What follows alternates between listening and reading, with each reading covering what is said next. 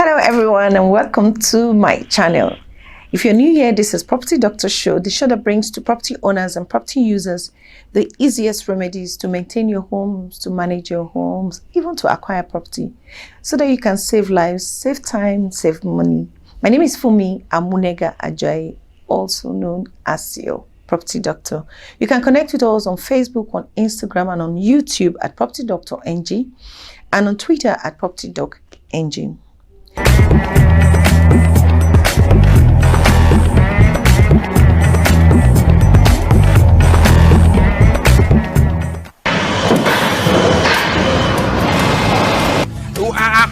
I'm coming. If you hand over to government to maintain, they budget the money and share it. To live in that particular place that the house is.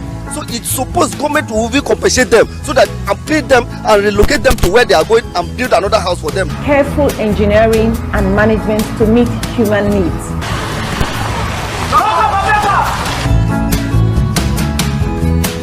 In the rural areas, people enjoy swimming in the streams, rivers, in the lakes, and so on. In the urban areas, people can swim in the swimming pools, maybe in the sports club, in schools, in hotels, different areas, and so on. And for those who can afford it, they can just build a swimming pool in their homes. Swimming is a form of exercise that helps you engage all parts of your body muscles. And we need to think of safety when constructing the swimming pools. Like, we're talking about property. There are standards and safety measures to take when constructing the swimming pool. So let's look at what is a swimming pool. You can have a paddling pool, you can have a swimming pool and all that. But, when you have a paddling pool is where you can paddle, maybe a little canoe and so on. But generally, a pool is a structure that is designed to hold water to enable swimming or other leisure activities. So when you have a pool, it can be designed for swimming and you call it a swimming pool and so on. So swimming pools can be built in the ground and it's called in-ground pools. And that is where you can excavate a particular area and make it to retain water. You do some things there so it can retain water. This type of pool is commonly constructed with materials such as concrete, natural stones, metal, plastic. It depends on what you want to use. And you can just buy the plastic and install in the ground, or even glass, fiberglass. And you can make it maybe of a custom size or shape, or build to a standardized size.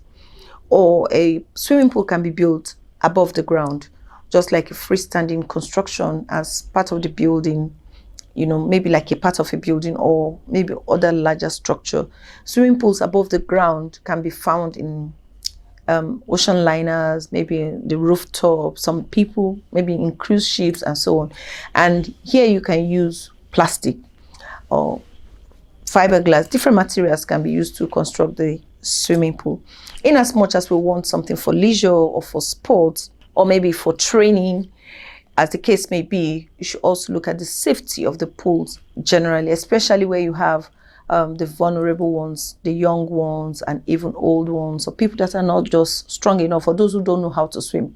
So what are the things we should look out for? The first thing I always talk about is the design. The design should be done in such a way that there is safety in view in all situations. For instance, the tiles that should be used should be anti-slip, the location of the pool, the size of the pool, and maybe a cover on top of the pool when not in use. There are different types of cover to use on the swimming pool. There are automatic covers, semi-automatic covers, and manual covers, and they can be made of different materials like fiber and other things. And when you are covering the pool, you can avoid evaporation. You try to keep debris away like dirt, and most importantly, to keep the children away or safe.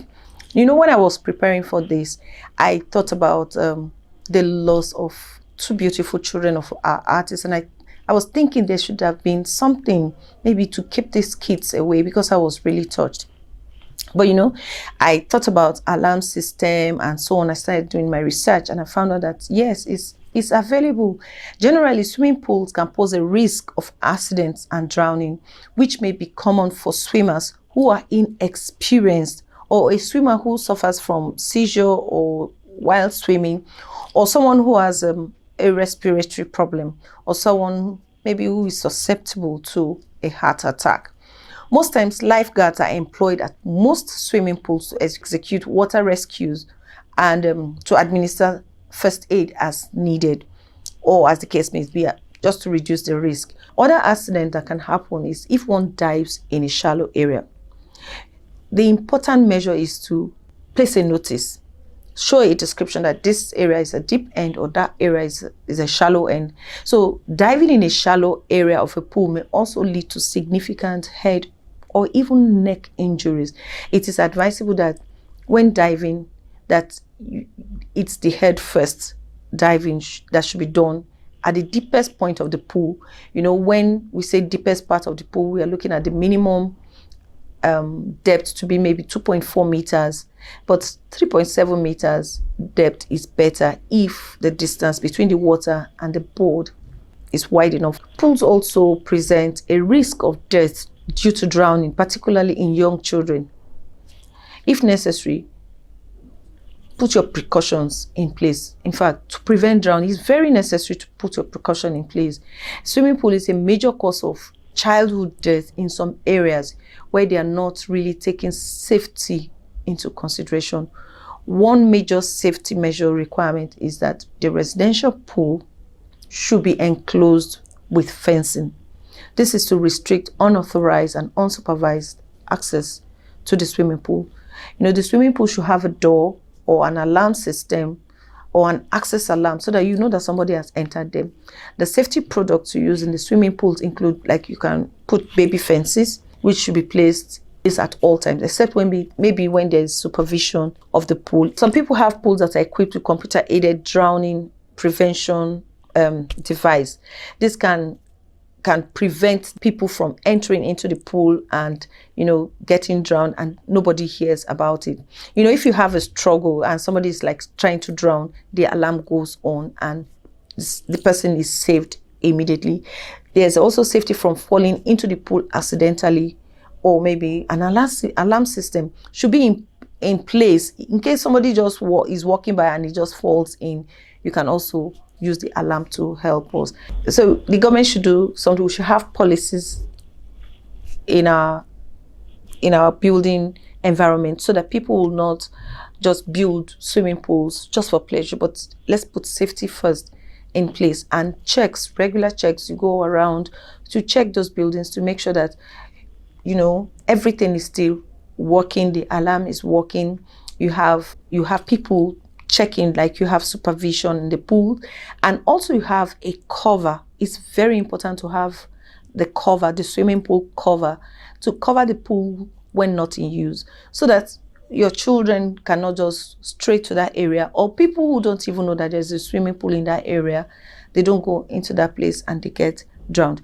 We need to do the little things that are important to make us stay safe in our buildings and in our homes. We should have a CCTV device in our pool area. There should be something that can check. We take record of what happens at the swimming pool, especially when it is unsupervised, or just to let people know what has happened or what's happening in the swimming pool area. Maybe something has even crawled into the swimming pool and you don't know. You would have seen that from your CCTV. It's also very important to make sure that the fences are closed, is covered when not in use, and you have a proper control.